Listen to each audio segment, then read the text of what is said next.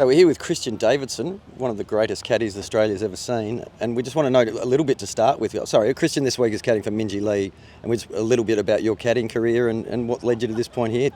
I was playing football, AFL football, and I got delisted. And I actually went and travelled the world for a year.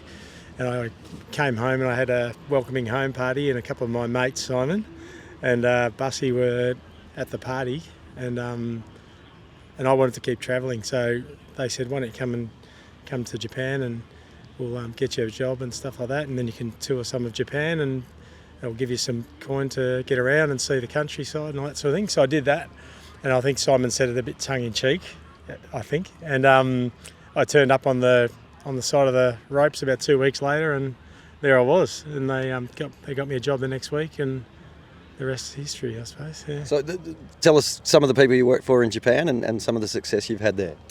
I worked for Paul Sheehan. I probably had the most success with him. We won a Japan Open, Japan Series, a couple of other tournaments, and David Smale I worked for a bit, probably a bit later in his career.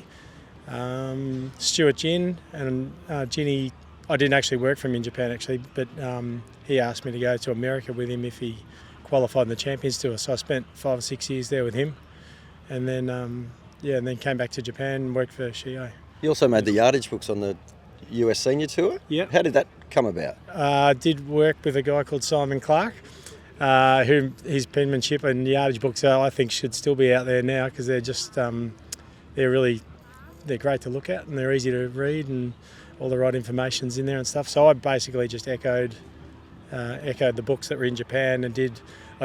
My first tournament there was in Miami, and I remember turning up and this guy came up to me, an African-American fella, and he wanted to flog me a book, and it was like $20 and it was 50 cents in the dollar, and I'm thinking that's $40, and there was just nothing in it. There was like 3 numbers and there was no artistry or anything like that. So I literally, Ginny had his first practice round by himself, and I ran around the golf course and checked it and made my own book, and about 6 weeks later I was probably making them for 10 guys, because you get in the same group with a couple of guys and you're standing on the tee and they look over your shoulder and they go, what's he looking at? And by the end of the year, probably 2/3 of the way through the year, I was making the books for the whole tour. So there was nothing there, so no competition, but it was hard work, but it was worthwhile. Do you think making books is good for your caddy? Yeah, absolutely. Well, it's the best course check you can do, isn't it? Like, all the humps and hollows and where to hit it and the angles and all that sort of thing. And probably when you're hitting it in the fairway, if it's a straightaway par 4 and you hit it to the right or left, you can line it up okay. But if you're getting angles on a third shot into a par 5 or a hard dogleg left par 4 or whatever it might be, the angles can change. But it's good now because they have the yellow dot and they put yellow, and so you can sort of line it up better now. But back in the day, or not so long ago, they didn't have that. So I'm sure there were lots of very ordinary yardages given by people who didn't know what they were doing. Yeah, sure. Yeah. And so this week you find yourself with Minji Lee. It's the second time that you've worked for it. When you first, I know you've worked for her before, but when you work for someone just sort of once and once off, when you enter that as a caddy, how do you sort of go about that? It just takes a bit of time, but I think it's a bit easier for her because she hits it so flush and the numbers are always pretty good. But you've always got to give yourself some teething time, and it's hard you want to be a sounding board for them initially, but I think when the gun goes and that you've had 2 or 3 practice rounds, you get a pretty good feel for someone's game. And so you feel like when you feel like they're doing the wrong thing, or they might be advised to do something slightly different. Because I've noticed, you guys are really engaged in each shot and whatever, and communicating well, and you're both using the books. Can you tell us, like, when you guys are arriving at the ball, what routine are you going through, and how, and like from start to finish? Yep. So we arrive at the ball, and Minji's doing her own yardages as well. We just do it to concur on the yardage, basically, because it's pretty easy. It sounds stupid, but you can easily add or subtract or whatever it might be, or like the angles like we were talking about. So we just want to make sure we've got the right number, at least within a metre, I guess, but sometimes that's not enough either, so we double check.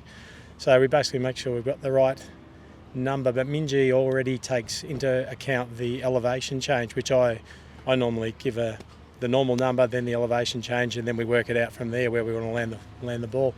But we just talk as if we take the elevation into account already. So if she's got 100 front and it's up 5, she'll just come in and it's 105 front. We don't worry about the up or the down. So so that's sort of something probably I haven't done with anyone before either, but that's something that she obviously does and she's comfortable with. So I've noticed you're reading greens for her too. How's that going? No, it's good. She's when you're as good as she is, honestly, I wonder sometimes, but she's obviously got her routine with her regular guy. And so we don't want to break her routine too much. You know, she wants to feel as at home on the golf course as she does when she's, you know, winning US Opens or whatever. So, I try and fall into line. I mean, if I see something glaring that, you know, I haven't seen one yet, but, you know, I'll basically concur whether it's going right to left and straightening or, you know, whatever it might be. And then she'll choose her line. So I'm really just, trying to find the actual break and then she'll choose how far. Yeah. So after quite a spell in golf, are you enjoying being back out here? Yeah, I am. It's my kids are getting older too, so I always said to my mates that the door's always half ajar. You know, if the right player came tapping on your door saying, "Are you available?" then you'd probably think about it. And I think she'd be in that category, to be quite honest. She's amazing. Yeah. Well, so you're obviously enjoying working with her, and she's treating you nicely on the course. Yeah, no, she's a joy. Yeah, she's an absolute joy. She's fair. You know, if you say the wrong thing or do the wrong thing, she'll let you know. But you know, but that's what she's a pro. You know, she's one of the best in the world. That's where it should be. Perfect. Well, we hope you have a great weekend. Thanks for talking to us, Chop. The final question is, who's the most difficult player you've ever worked for? Oh my God! You don't have to answer.